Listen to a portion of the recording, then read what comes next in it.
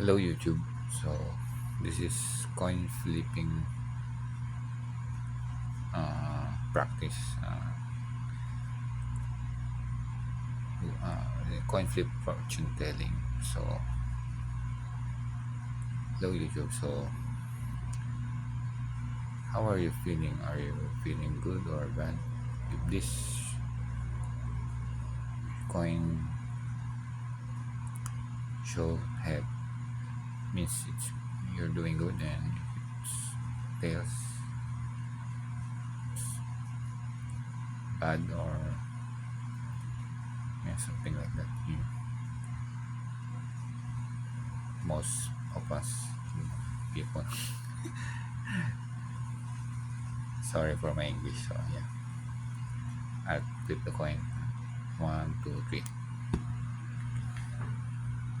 Oh, so it's tails. So it's maybe it's bad. We're in a bad situation. So it's okay. I'll flip it again. By the way, I'll flip it 3 times. So if this shows heads or tails, and this is what we feel now. So yeah, are we feeling good or bad? Still, it's tails. So YouTube, are we good or bad? Oh man, it's bad. Anyway, that's how I do it. I flip the coin 3 times, and I have a series of questions with 2 possible answers. So the first answer will goes with the head, and the second answer will go with the tail. And yeah, I use ball pen and paper. So this is an evil practice. So I suggest you to not do it with yourself or with anyone. So I'm already cursed, so it's up to you if you want to do it. Am I cursed or not? So yeah, let's flip the coin. 1, 2, 3. See, yeah, it says so. I'm cursed already. So 3 times. Am I cursed or not? Yeah, still head. I'm cursed. So am I cursed or not? Oh, still heads. So that's it. It shows heads. So I'm already cursed. So I suggest you not do it with yourself or with anybody else if you don't want to get cursed. So yeah, I'll speak in Tagalog now. So yeah, yun. Okay, sabi ko kanina,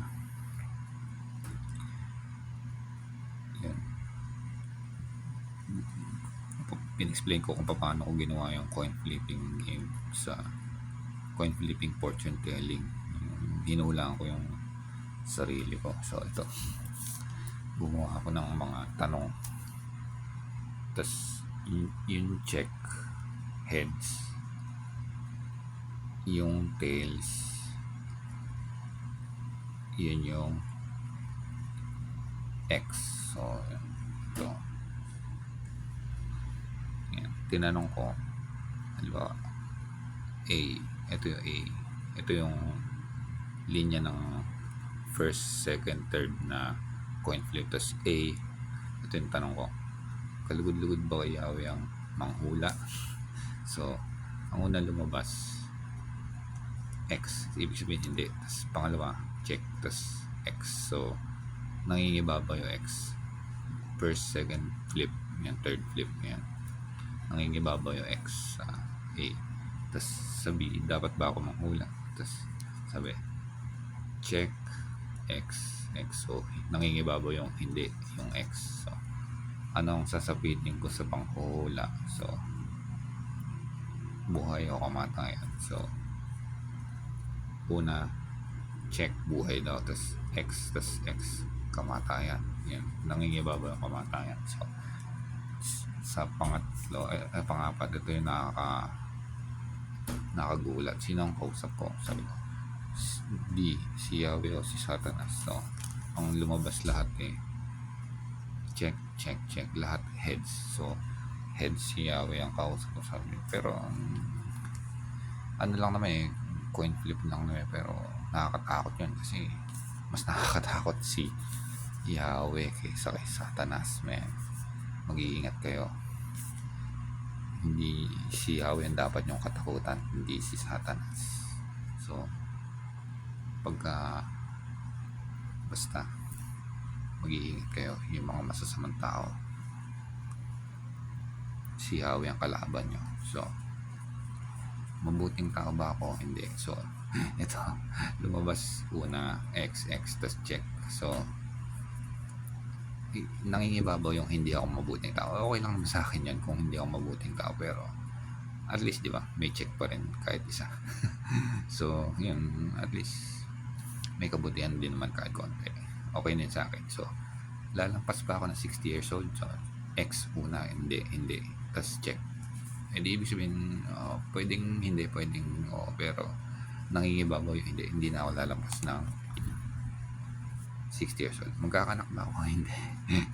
Yung pangatlo. Una, sabi, tas hindi. Yun. Check, X. So, hindi ako magkakanak. Posibleng hindi ako magkakanak. Pero, at least, meron pa rin isa, parang, hanggang pangarap na lang. Okay na yun. Pwede na. Tapos, sinusunod ko ba ang kalooban ng Diyos o hindi? So, sabi, check, X. So, may somehow na, somewhat na hindi.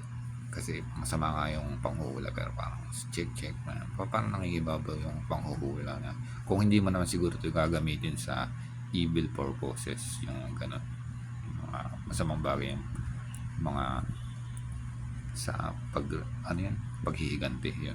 Hindi ka naman siguro may masamang overall, hindi masyadong mangyayari, pero yun, masama na rin mangyayari kung ginagawa mo itong ganito. So, lalampas ba ako ng 10 years ang buhay ko? So, sabi, hindi. Tas, so, yan. Pwedeng lumampas, pwedeng hindi. Pero mas nangingibabaw yung hindi. So, na kasi 39 years old na ako. So, hindi na daw ako lalampas ng 10 years. So, posible. So, at least, di ba? Kung hindi na ako lalampas ng 10 years, yan, na-share ko pa to. Yung ganitong